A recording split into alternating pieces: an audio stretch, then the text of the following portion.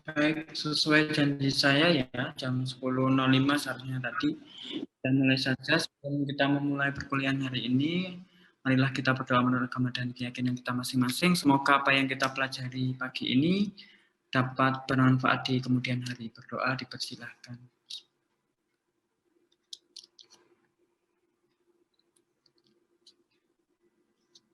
Berdoa dapat diakhiri. Terima kasih. Assalamualaikum warahmatullahi wabarakatuh. Selamat pagi, teman-teman. Ini masih belum pada praktikum blog atau gimana, Rek?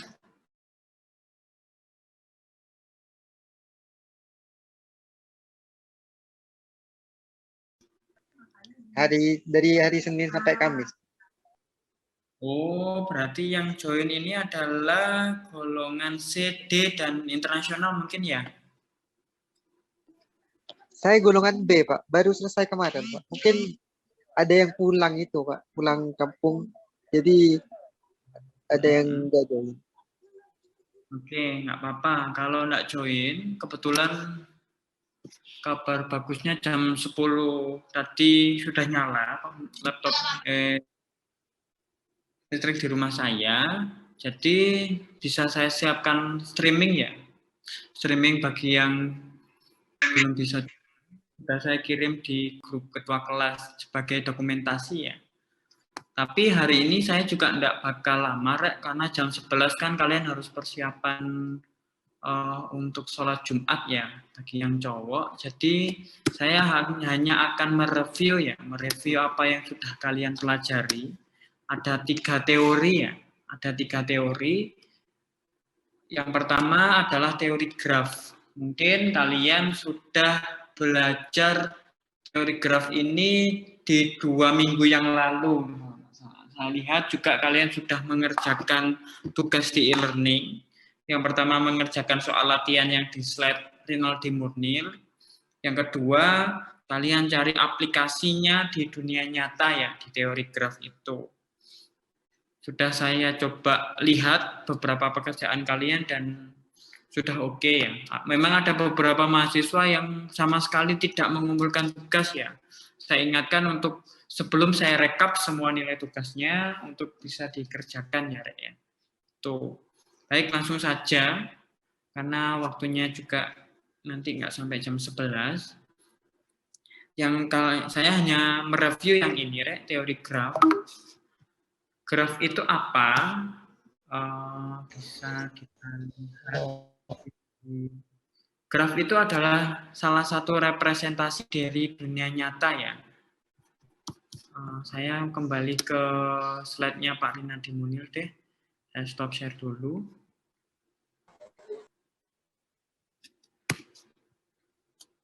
Nah,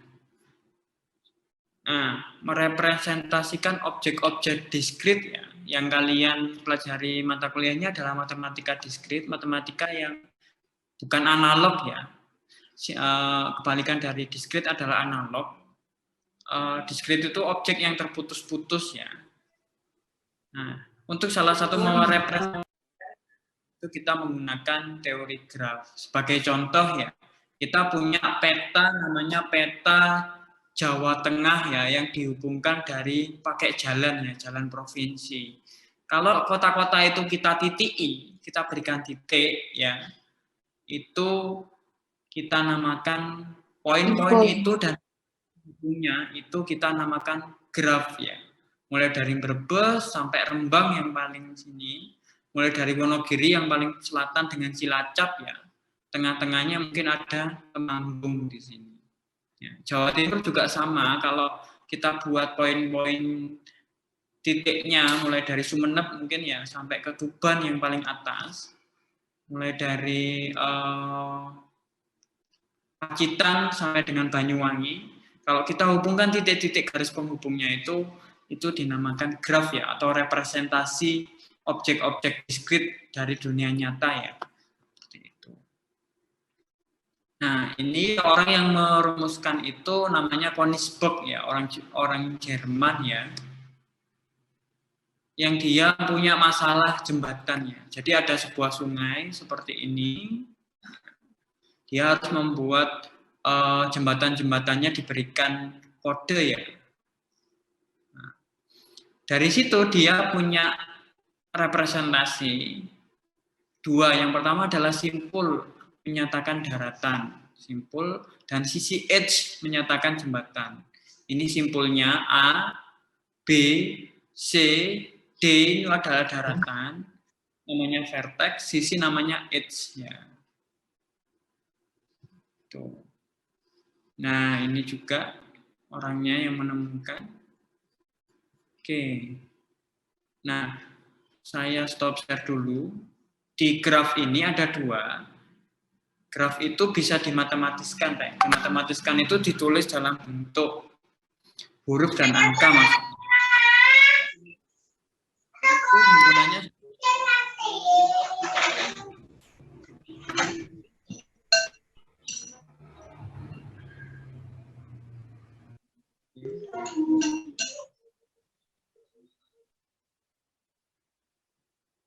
Oke, graf itu bisa dituliskan himpunannya G, ya, V sama E. Dalam ini, V himpunan tidak kosong dari simpul-simpul. Jadi simpul-simpulnya tadi di list semua, dimasukkan dalam sini.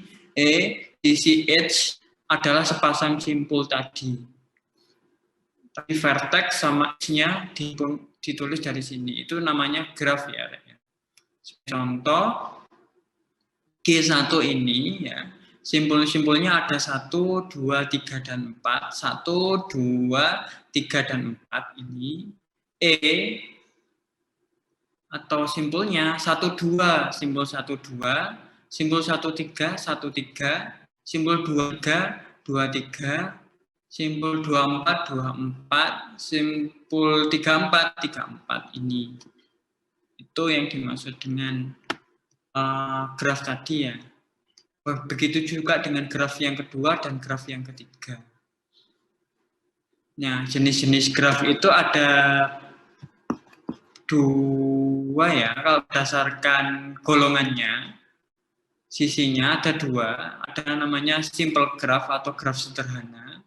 G1 adalah graf sederhana. Yang ini adalah graf sederhana. Yang kedua, graf yang tidak sederhana. Contohnya ya G2 sama G3 ini. Kenapa kok tidak bisa disebut graf tidak sederhana? Karena simpulnya ya ada namanya sisi ganda atau multiple edge atau parallel edge ya. Di mana itu bisa dilihat dari nilai himpunannya ini.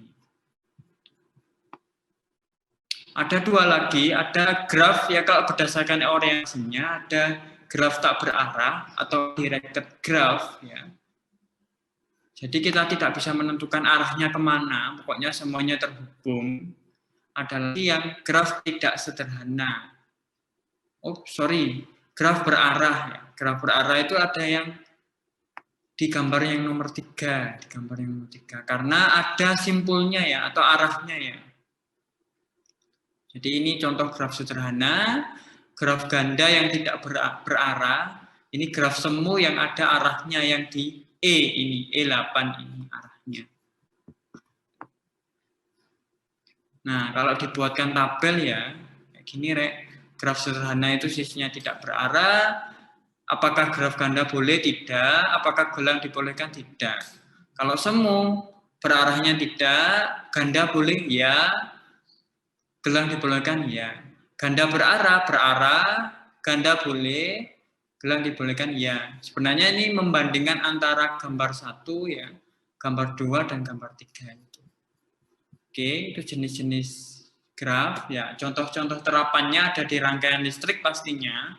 Jadi kalau kalian atau ada teman yang kuliah teknik elektro atau TKK ya, mereka membuat satu rangkaian ya yang ada simpul A, B, C, D, E, F itu sebenarnya terapan dari graf ya. Digambarkan seperti ini. Senyawa kimia mungkin ada metana ya yang ada simpul-simpulnya, etana mungkin, propana yang mungkin kalian dari SMA pernah kuliah kimia ya. Itu juga sebenarnya bisa kita representasikan sebagai graf ya. Rantai makanan ya, bisa lihat rumput dimakan tikus ya, simpul A, simpul B, simpul C mungkin dan seterusnya, itu juga pakai teori graf. Bisa dibuatkan program ya, Rek, ya. Ada simpul 1, simpul 2, 3, 4, 5 dan 6. Itu bisa dibuatkan program. Jadi ini ketika X ya, X ini membaca simpulnya lebih besar sama dengan ini, perulangannya sampai 10.000 kali ya, dicek di semua. Jika masukan tidak boleh negatif, maka grafnya ditambah 10. Nah, bisa kira-kira nanti jalannya seperti apa. Mungkin kalian juga sudah belajar pemrograman dasar ya. Ada juga pemodelan. Oh, ini terapan graf untuk pengujian program, Rek, ya. Jadi dia sampai mana simpulnya itu bisa dibuatkan program ini. Dia muternya sampai mana, karena ini proses ditambah 10 terus ya. Dia sampai mana, sampai dia bisa keluar atau enggak gitu. Oke, bisa vending machine ya, itu juga pakai graf ya. Dimasukkan uangnya dulu ya, ditekan tombolnya dia mau yang mana, dicek dia sampai state apa ya, sampai apa yang dia minta itu juga pakai graf ya. Nah, ini contoh ini P bukan koin, mungkin ditambahkan 5 sen dimasukkan, B itu 5 sen dimasuk, 0 sen dimasukkan, jadi awal itu kita tidak masukkan apa-apa, tiba-tiba 5 sen dimasukkan, kalau 10 sen itu nyampe mana ya, atau D itu 15 sen dimasukkan, dia bisa ngecek ya, dia harusnya mengeluarkan merek minuman yang harganya berapa sen itu juga vending machine. Ini latihan juga, ini terminologinya ya. Ada ketetanggaan atau adjacent. Ini dua simpul bertetangga jika dia terhubung langsung. Misalnya ada simpul 2 dan simpul 3. 2 dan 3 itu disebut bertetanggaan ya. Beririsan itu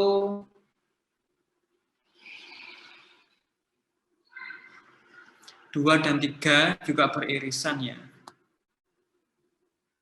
Ada terpencil ya, tidak punya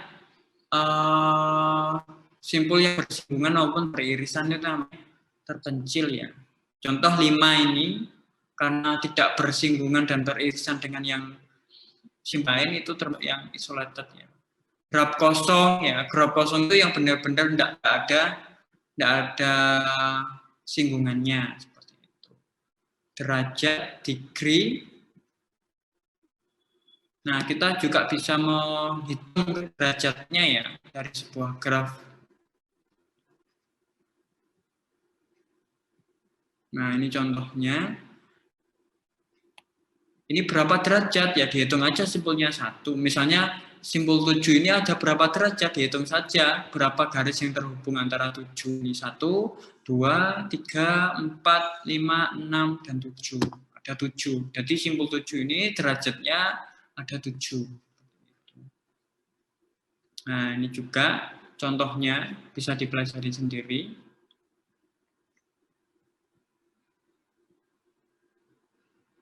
Nah, ada satu teori namanya lemma jabat tangan. Jumlah derajat semua simpul pada suatu graf itu adalah genap, yaitu 2 kali jumlah sisi pada graf tersebut. Ini pembuktiannya dan terbukti ya. Ini coba dicek juga. Ini latihannya juga, ada namanya lintasan. Lintasan itu dari V0, simpul awal ke simpul tujuan, itu namanya lintasan ya. Mulai dari 2 misalnya ke 3, lintasannya cuma 1 berarti. Misalnya dari 2 ke, dari 2 ke 4, berarti lintasannya 2, 2 ke 3 ya. 2 ke 3, 3 ke 4, ada 2 lintasan. Itu namanya lintasan ya. Ada siklus itu yang muter aja ke siklus yang sama. Contoh dari 2 ke 3, 1, 2, 1, 2, 3, 1, 1, 2, 3, 1. Ya kembali lagi muter aja seperti ini, itu namanya siklus ya, atau sirkuit namanya. Cycle atau sirkuit. Jadi kalau lintasan tadi hanya melintas, kalau sirkuit itu muter-muter ya. Terhubung, connected ya.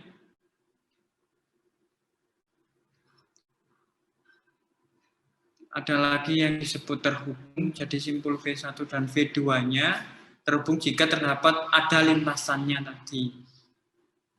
Oke, bisa dibaca sendiri, Rek. Ada subgraf, jadi ada sebuah graf, kita ambil yang ini saja, itu namanya sebuah subgraf. Upgraph, apa graf namanya ini. Itu ada juga komponen. Komponen adalah jumlah maksimum upgraph ya. Jadi ada satu graf ini dipecah-pecah jadi komponen yang tidak bisa dipecah.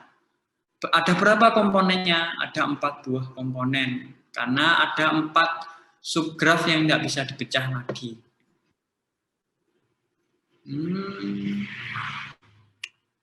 Ada berbobot ya, ada graf berbobot. Jadi kalau kalian ambil ilmu komputer atau matematika, belajar graf ini bisa 1 semester sendiri sebenarnya. Jadi makanya kok slide-nya kok banyak. Tapi tidak apa-apa, kalian coba pelajari sebisanya. Kalau tidak bisa cari kuliah-kuliah lain di YouTube ya. Ini saya coba jelaskan sekilas saja ya. Ada istilah graf lengkap atau complete graph. Graf lengkap itu yang jumlah sisinya lengkap semua terhubung. Contohnya sisinya K6 ini. Ada graf lingkaran yang setiap simpulnya berderajat 2, 1 dan 2, kiri dan kanan kayak kita bergandengan tangan itu. Itu namanya graf lingkaran yang melingkar ya, tidak ada sisi yang terbuka.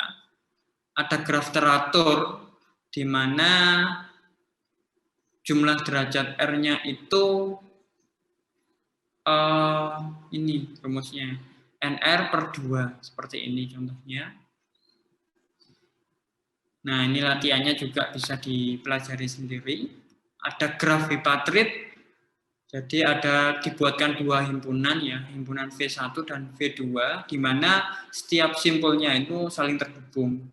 Namanya bipartit graf ya. Nah, representasinya itu bisa kita bentukkan matriks ya, seperti ini. Nah ini, semisal graf yang pertama itu, simbol yang pertama kita berikan nilai 0, 1, 1, 0. Simbol yang kedua juga kita berikan 1, 0, 1, 1, dan seterusnya.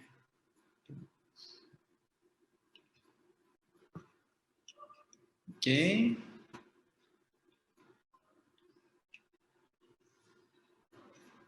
Oke, karena terlalu panjang kalau yang di Rinaldi Munir, saya berikan yang lain saja.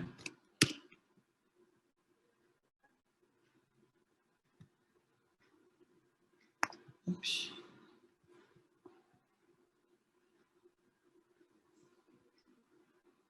Oke, terkait graf mungkin ada yang ditanyakan dulu, Rek. Saya berikan yang mudah, graf ini. Tadi ada simbol V sama G ya.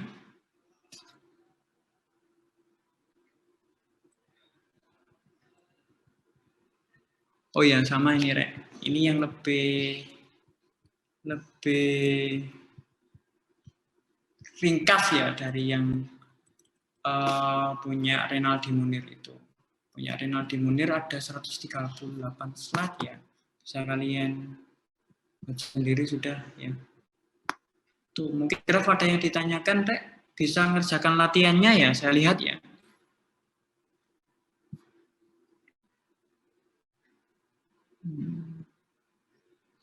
Oke, sebelum saya lanjut ke pohon ini kebetulan kalian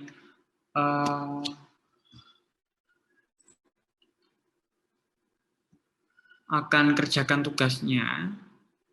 Coba saya buka dulu.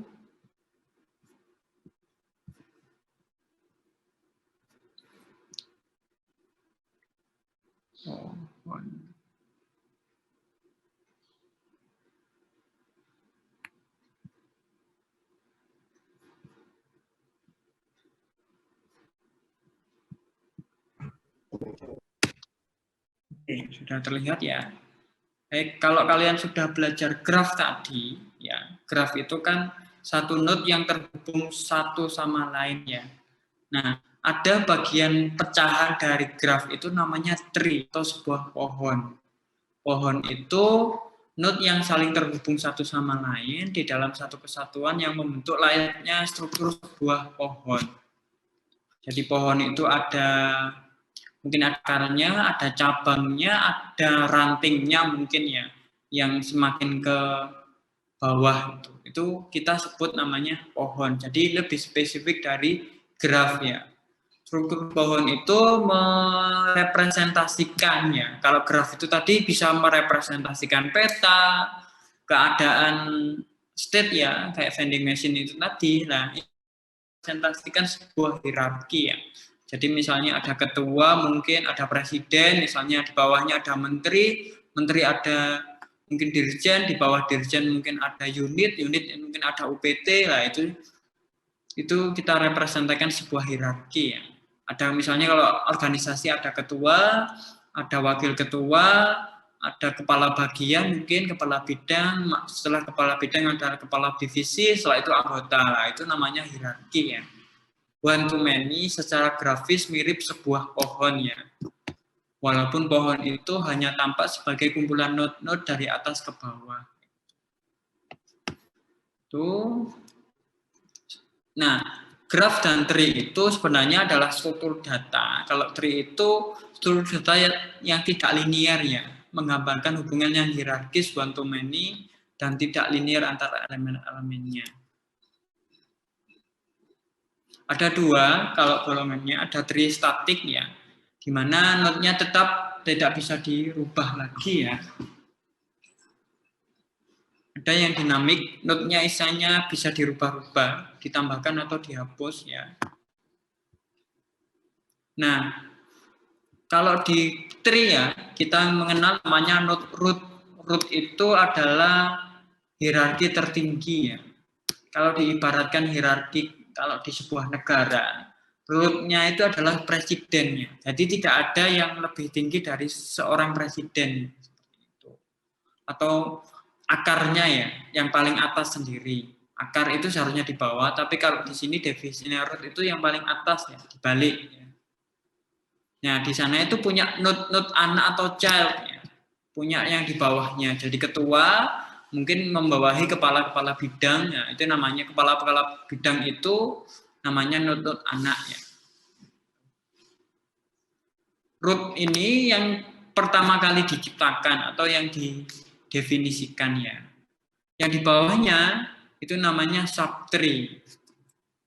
Nah, contoh implementasinya di tree itu apa? Ada family tree ya, silsilah keluarga. Jadi yang paling atas mulai dari kakek nenek, ayah dan ibu, anaknya nanti di bawahnya lagi ada cucu, ya bisa dibayangkan seperti itu. Ada parse tree, ada compiler yang mengcompile berdasarkan dari atas ke bawah, itu namanya parse tree. Ada struktur file ya, file di Linux biasanya dari root ya. Root itu nanti di bawahnya ada kernel. Ya, kalau kalian sudah praktikum komputer dasar ya, ada pertandingan juga. Ya, pertandingan mulai yang paling bawah, apa kalau bilang eliminasi ya. Setelah itu selanjutnya babak semifinal, yang terakhir adalah babak final yang terakhir. Itu pertandingan. Ini contohnya yang saya bilang tadi, keluarga Charles ya. Ini kebetulan orang Inggris, bapak dan ibunya, Philip dan Elizabeth ya. Punya anak, Andrew, Alice, George, Elizabeth, bawahnya juga punya cucu. Nah, itu juga contoh dari tree ya. ada parse tree tadi, A dikali B dan C. Ya. A, misalnya kita punya konsep matematis seperti ini. A dikali dalam kurung B dan C. A dikali dalam kurung B ditambah C. Nah, ini dikurangi D plus E. Itu bisa direpresentasikan grafnya seperti ini. Tree-nya seperti ini. Ini yang saya bilang tadi, jadi di struktur filenya Linux ya, ada root, ada bin, lib, etc, dan u. Masih ingat kan ya Rek ya? Kalau di Linux atau kalian menggunakan Mac, itu pasti ada folder namanya bin, lib, etc, dan u. U ini isinya aplikasi-aplikasinya, di mana salah satu aplikasi pasti punya files ya, create sama submit. Files ini isinya ada ini dan lain sebagainya.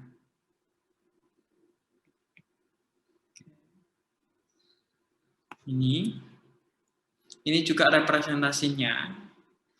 Kalau yang paling atas itu root ya, yang tadi itu tingkat 0, yang di bawahnya itu child atau anaknya itu tingkat 1, tingkat 2-nya itu cucunya ya. Kalau ada lagi ya tingkat 3 dan seterusnya.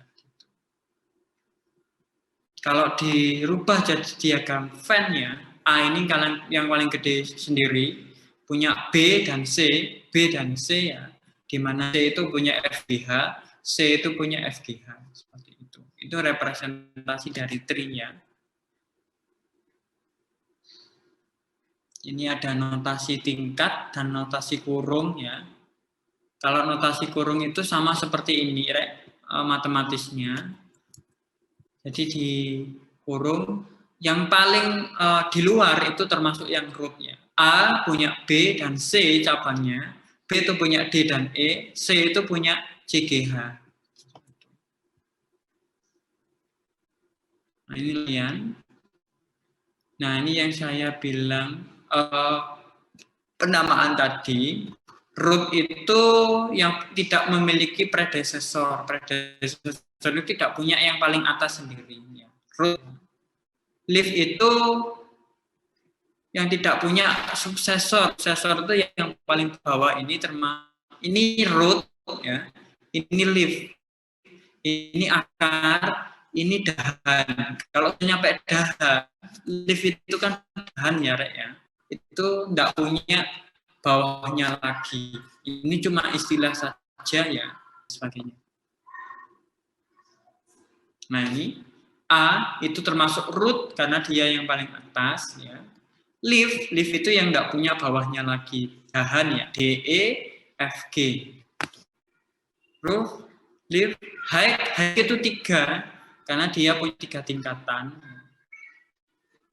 Degree itu derajatnya, B dan C masuk degree ya. Size 7 karena ada 7, 1, 2, 3, 4, 5, 6, 7.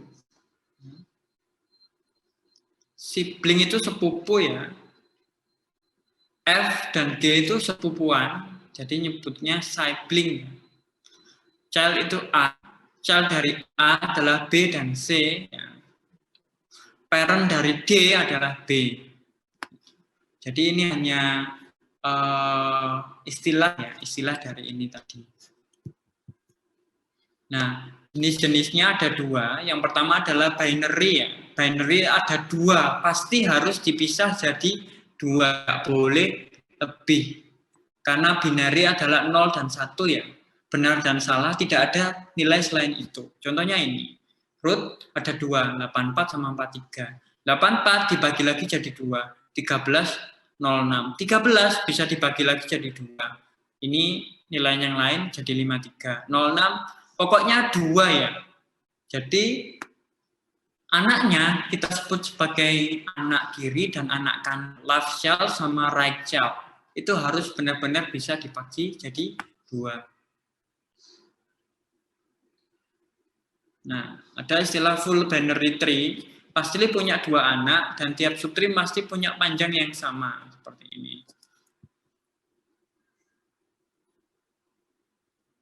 Complete binarity, Jadi kalau full itu pasti beranak, dan kalau berhentinya sama. Kalau komplit itu anaknya pasti 2, dan salah satu dahannya ada yang tidak punya anak ya. Gini, complete binary tree. Ada lagi skewed binary tree, memiliki 1 anak ya. Sama.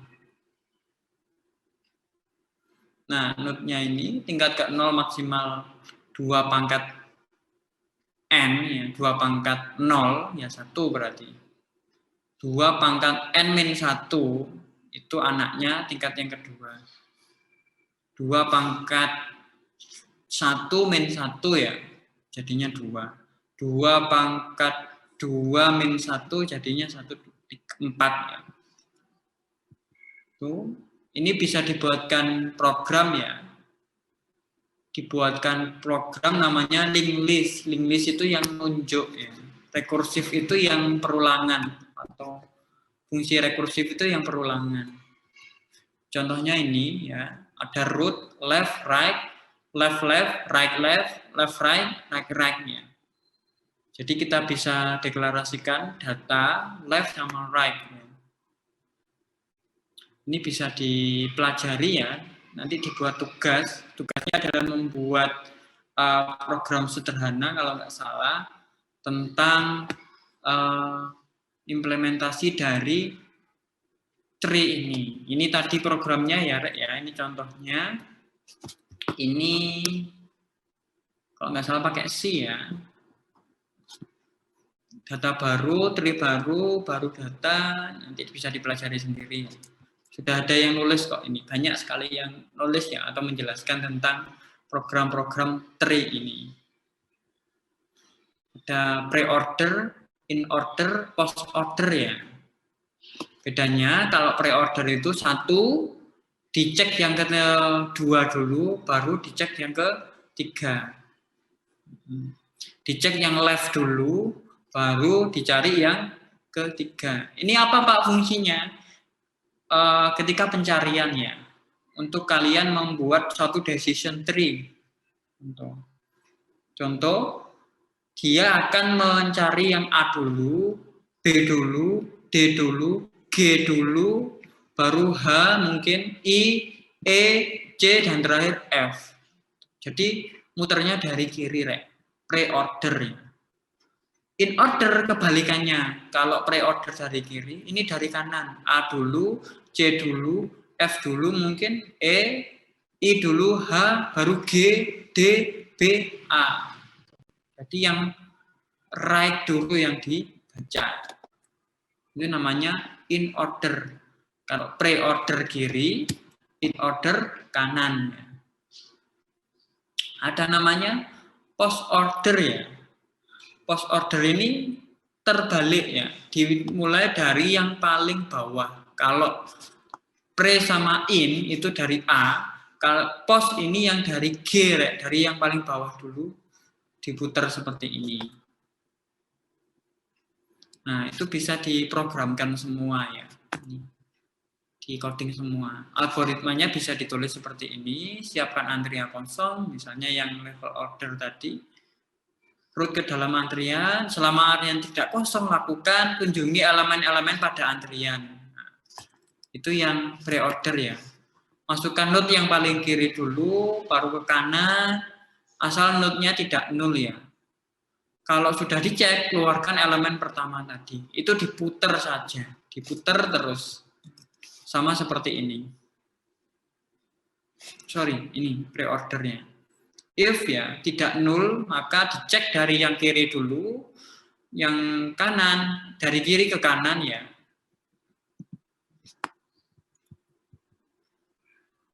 Ini ilustrasinya ya. Ilustrasinya antrian root dulu, masukkan kiri ke kanan 2 dan 3. Antriannya 1, 2 dan 3.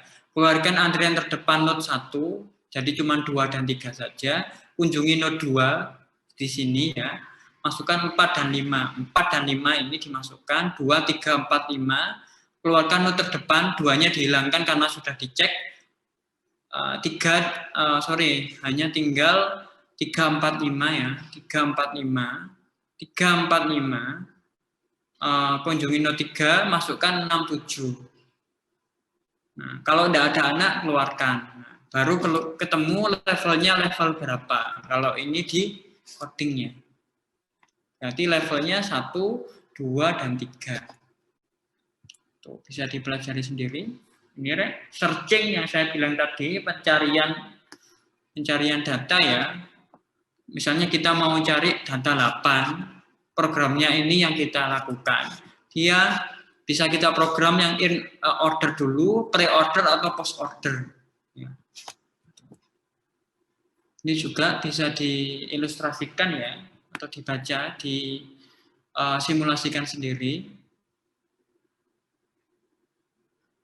terkait binary tree ya.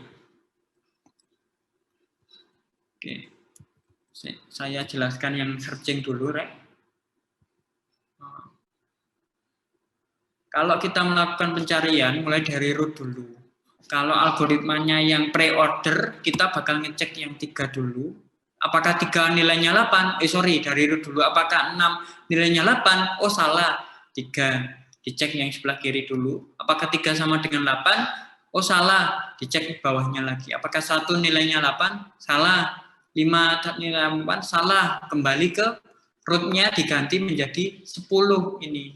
Oh, ini yang ke kiri salah berarti. Sekarang ke kanan ya. Ke kanan apa 10 nilainya 8? Oh, tidak. Dicek diganti lagi rootnya 7. Apakah 7 nilainya 8? Tidak. Apa 8 nilainya 8? Nah, kalau sudah ketemu di sini, maka perulangannya berhenti. Ilustrasinya digambar. Kalau di programnya ada namanya link list tadi, cari ya, tree, di mana dicari dari rootnya. Jika rootnya 0 ada datanya. Oh, jika rootnya 0 maka kembali 0, berarti tidak ada pohonnya. Kalau ada ya, dicari yang paling kiri dulu, apakah datanya sama dengan data yang dicari ya. Kalau dari kiri tidak ketemu, ke kanan. Kalau sampai diputer ya, diulangi terus, rekursif ya, ulangan, sampai rootnya itu ketemu data yang dicari. Kalau datanya sudah ketemu, misalnya 8 ini, dijadikan root ya. Data return root. Itu searching ya ilustrasinya. Nah, ini root 6 dulu, 8 lebih dari 6, maka dicari sub node bagian rootnya. Ya. Root kurang dari 10, maka dicari node bagian kiri root tadi. Ada kondisi di sini, kalau lebih besar, 6 itu lebih kecil ya dari 8, atau 8 lebih besar dari 6, maka dicari yang bagian kanan. Kalau lebih kecil, dicari bagian kiri ya. Jadi sudah dikasih rumus ya. Jadi kalau lebih kecil nilainya, misalnya 6, dicari bagian kanan, langsung ke kanan seperti ini.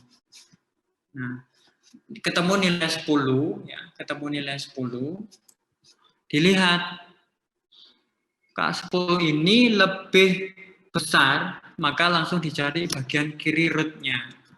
Dicari sebelah kiri.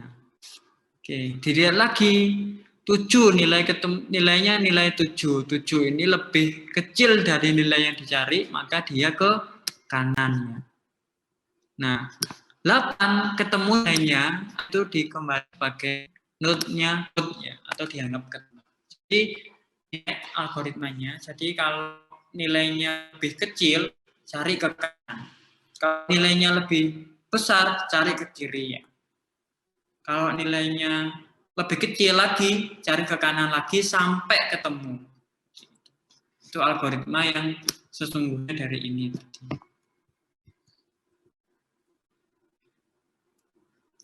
Ada lagi yang hitung jumlah ya, menghitung jumlah. Dari ke kanan ditambahkan 1, maka akan ketemu jumlah dari node-nya itu tadi. Jadi dihitung semua. 1, 2, 3, 4, 5, 6, 7, 8. Nah, itu programnya seperti ini. Itu jumlah node tree. Kedalaman atau tingginya ya. Tinggi kan level 1, level 2, dan level 3, level 4, dan level 5. Itu programnya juga seperti ini.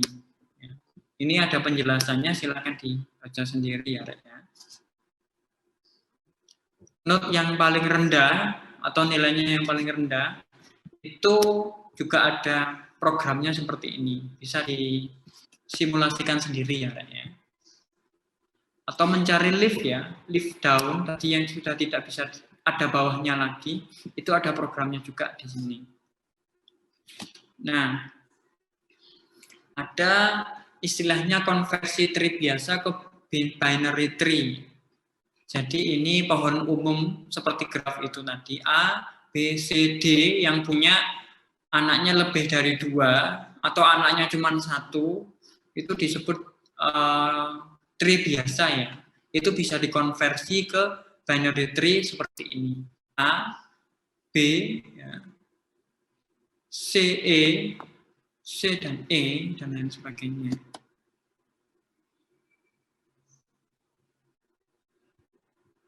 Oke, itu. Mungkin itu saja yang saya jelaskan tentang tree ya. Mungkin ada yang ditanyakan terkait graph dan tree.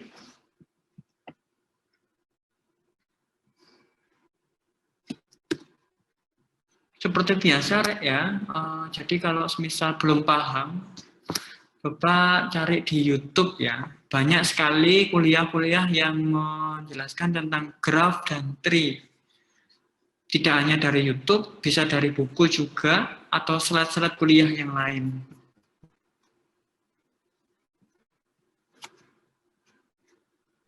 Waktu kita kurang 10 menit. Silakan kalau ada yang ditanyakan. Saya tambahkan saja slide-slide yang saya jelaskan barusan di dalam e-learning. Ya.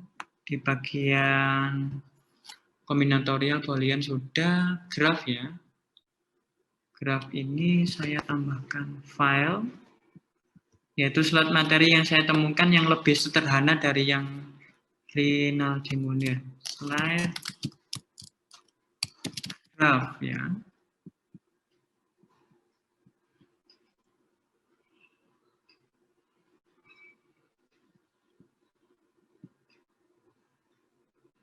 Teori graph ini saya unggah.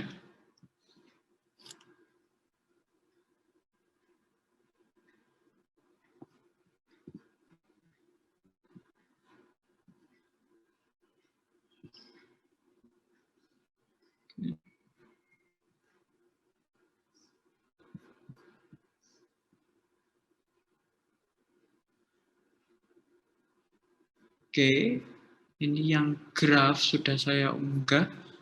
Slide graph. Untuk yang tree juga yang barusan saya jelaskan akan saya unggah. Silakan dibaca dan dipahami algoritma dan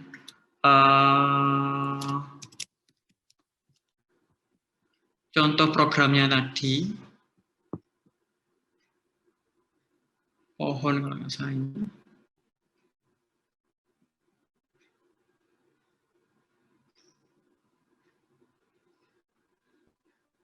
Kalian kan belajar struktur data ya. Sebenarnya graph dan tree ini aplikasinya ada di struktur data.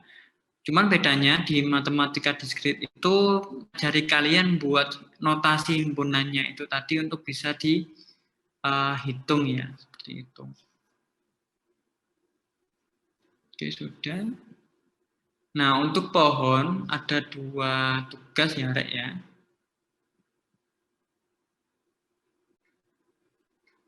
Ada 2 tugas. Yang pertama ini memahami pohon itu.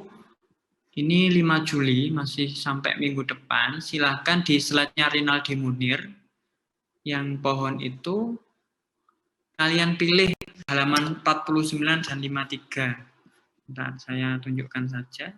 Ups, belum saya buka slide-nya. Pohon 49 sampai 53 ya. Itu ada contoh latihan, silahkan kalian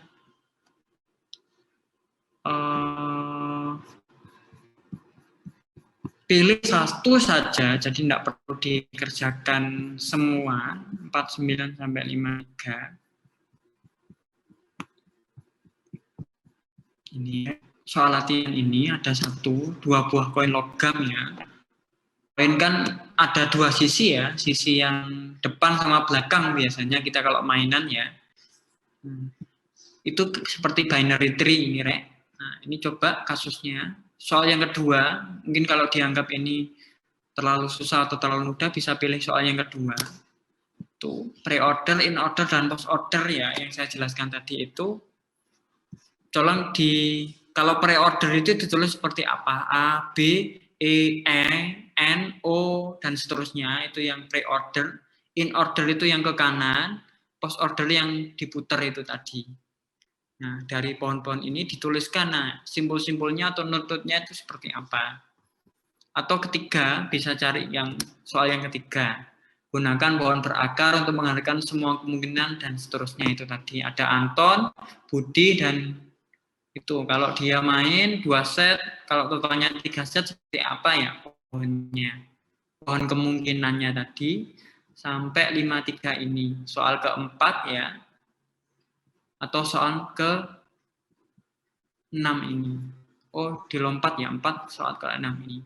Monggo sudah dipilih salah satu yang menurutnya kalian paling mudah. Kalau saya sih yang paling mudah ya yang ini, Rek. Kalian hanya menuliskan pre-order, in-order, dan post-ordernya. Seperti biasa, kalian tulis di kertas, ya difoto, PDF-nya dikumpulkan di e-learning ya. Tidak harus folio bergaris, ada yang WA saya, tidak punya folio bergaris, punya kertas biasa juga boleh, bebas.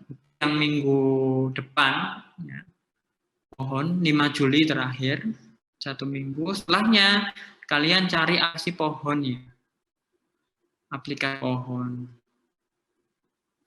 Program sederhana yang mengaplikasikan binary search tree ya. Bisa kalian googling sebenarnya, Rek, binary search tree source code ya. Nah, ada Java, ada C++, ada Atom. Silakan cari ya. Pilih yang paling mudah menurut kalian. Cara melaporkannya ya. Cara melaporkannya adalah ya ini ditulis bahasa pemrogramannya, yang kedua ditulis algoritmanya, ilustrasinya ya. Dan ada simulasinya seperti ini. Gitu. Jadi sebenarnya kalian modal baca atau mentranslasikan satu halaman ini ya. Kalau dapat referensi lain gimana Pak? Monggo silahkan ya, yang berbahasa Indonesia. Yang jelas dalam laporannya harus ada source code programnya seperti ini, algoritmanya seperti apa, ilustrasinya juga seperti apa. Oh ya, itu yang aplikasi pohon 2 minggu lagi. Karena pertemuan kita kurang 1 kali ya, 1 kali. Yang terakhir, kalian coba pelajari tentang logika fuzzy ya. Logika fuzzy. Untung ada waktu 3 menit ya. Logika fuzzy itu apa Pak? Logika fuzzy itu, saya bukakan sudah.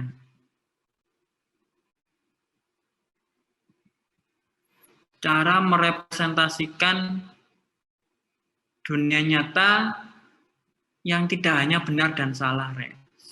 Apa Pak? Contohnya panas dan dingin. Panas dan dingin itu kalau di dalam, bentar saya screen.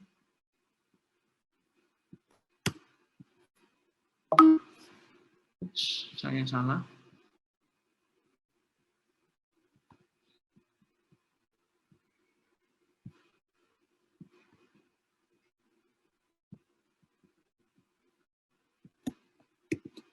Nah, logika fuzzy itu kalau panas dan dingin itu hanya biasa. Kalau fuzzy itu hitam dan putih, ya tidak ya. Nah, kalau logika fuzzy itu ada istilahnya sedikit, lumayan, sangat. Misalnya sangat dingin, lumayan panas, sedikit panas dan lain sebagainya itu termasuk logika fase. Jadi tidak ada 0 dan 1, tidak hanya panas dan dingin saja. Tapi bisa ada istilah sedikit panas, lumayan dingin, sangat panas. Nah, itu bisa representasikan di logika fase. Skripsi kakak tingkatkan banyak yang menggunakan logika fase untuk mungkin sistem mendukung keputusan, apakah dia sudah cocok, sangat cocok. Kalau kalian mau cari itu apa kriteria itu, banyak kriteria mungkin dari agamanya, mungkin dari pendidikannya, mungkin dari tampangnya, cantik misalnya, atau ganteng dan lain sebagainya. Apakah dia masuk kriteria yang sangat cocok, lumayan cocok, atau sedikit cocok. Nah, itu termasuk logika fase. Itu ini bisa dituliskan himpunannya, ada contoh-contoh ya. Jadi ada tugas kalian adalah yang minggu terakhir kalian cari atau merangkum sendiri ya terkait logika fase. Kemungkinan soal yang akan saya keluarkan yaitu tentang logika fase. Ini kebetulan saya menemukan satu slide tadi yang akan saya share ya ke kalian terkait logika fase yang paling sederhana, yang paling enak dipelajari. Oke, karena waktunya sudah jam 11 ya, sesuai dengan janji saya tadi. Ada yang ditanyakan mungkin terkait graf tadi, pohon, ya, pohon maupun logika fase.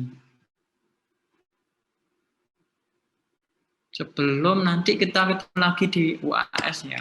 UAS-nya seperti apa, Pak? Tunggu dari informasi dari saya yang di grup ketua kelas nanti. UAS yang terakhir itu. Kalau nggak salah UAS antara minggu ke 3 minggu lagi.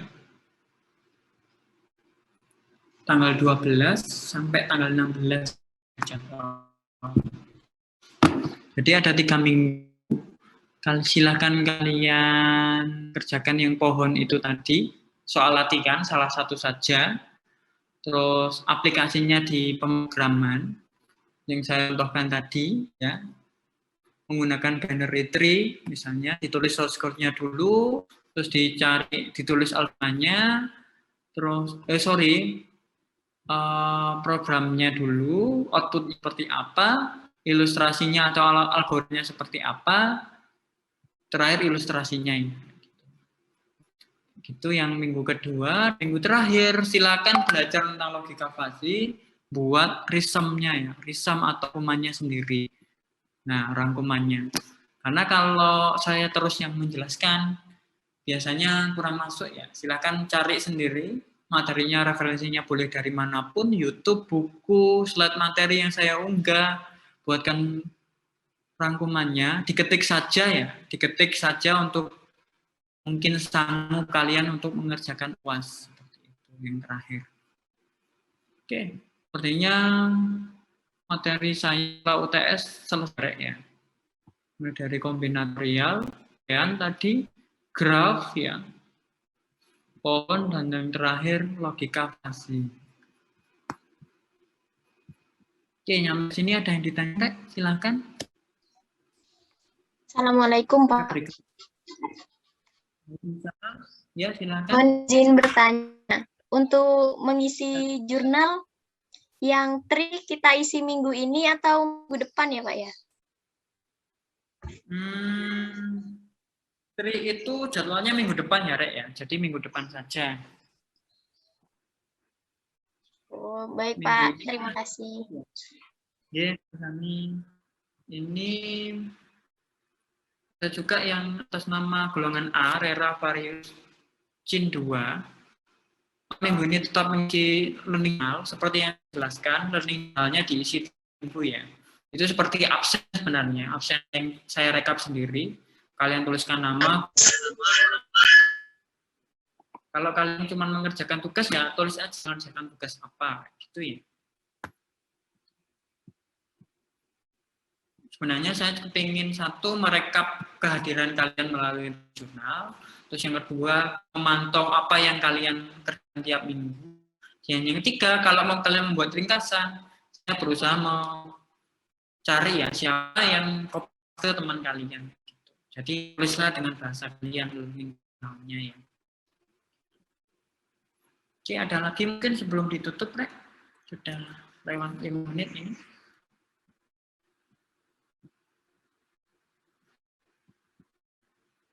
Kan golongannya lengkap, ada golongan A, perwakilan saja, golongan B, C, dan D, internasional ini Rek ya. Oh, internasional diajar oleh Bu Fani, sorry. Dari golongan Bondowoso lagi, Pak. Oh iya, Bondowoso A dan B ya, Bondowoso ya. Oke. Bondowoso praktikum bloknya apa Rek? Mata kuliah apa? Workshop pemrograman desktop ya? Oke, Pak, sama, Pak. Sama seperti yang reguler ya. Gitu. Oke. Kalau saya masih minggu depan mengajar workshop Framework ya untuk yang reguler, yang sempat terhenti 2 minggu ya. Makanya 2 minggu yang lalu saya kosongkan. Sebenarnya saya persiapan untuk mengajar workshop di kampus ya, di Jember maupun di Bondowoso, tapi ternyata yang Bondowosoan itu yang diizinkan dulu, yang di Jember belum diizinkan sampai molor 2 atau 3 minggu ini.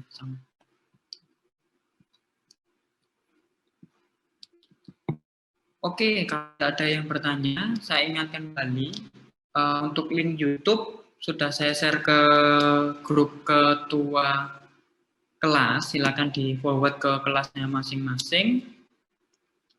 Siapa tahu ada teman kalian yang mungkin masih pulang kampung ya, atau koneksinya nggak stabil, bisa dibuka live streaming saya tadi, walaupun saya menjelaskannya juga nggak detail dan kayaknya terburu-buru ya, karena 3 materi harus selesai dalam 1 jam.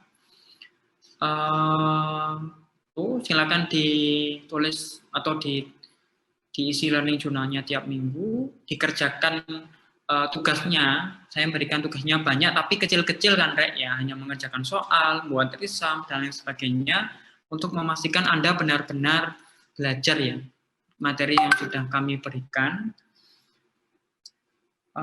Dan sampai ketemu nanti di ujian akhir semester 3 minggu lagi, karena 2 minggu ke depan saya mengajar praktikum blok ya di kampus seperti itu.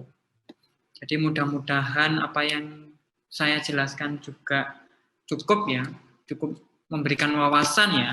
Kalau menguasai kalian seperti ilustrasinya, saya hanya memberikan apa yang akan Anda pelajari. Pendalamannya silakan kalian cari sendiri ya, karena itu cara belajar di perguruan tinggi. Kecuali praktek atau workshop ya, Bapak Ibu dosen punya tugas untuk kalian benar-benar bisa ya. Kalau teori minimal Bapak Ibu dosen memberikan wawasan ke kalian seperti itu. Baik, karena waktunya sudah jam 11, saya memberikan kesempatan untuk kalian untuk bagi yang muslim cowok untuk persiapan sholat Jumat. Kita akhiri pertemuan kita pada hari ini. Kalau ada pertanyaan, silahkan disampaikan ke grup ya, untuk bisa di-forward melalui ketua kelas ke saya, di grup ketua kelas. Ada kurang lebihnya selama 1 semester atau setengah semester ini saya mengajar, mohon maaf ya. Sekian dari saya, selamat belajar, selamat mengerjakan tugas, dan semoga sukses untuk UAS-nya. Ini semua nilai tugas itu ketika UAS kalian jatuh, saya tidak memberikan remedi, tapi saya ambilkan dari nilai-nilai tugas yang sudah kalian kerjakan, seperti itu. Makanya tugasnya banyak untuk ngatrol lah ya, istilahnya kalian untuk ujian akhir nanti. Baik, kurang lebihnya saya mohon maaf, terima kasih atas waktunya. Sekian, wassalamualaikum warahmatullahi wabarakatuh.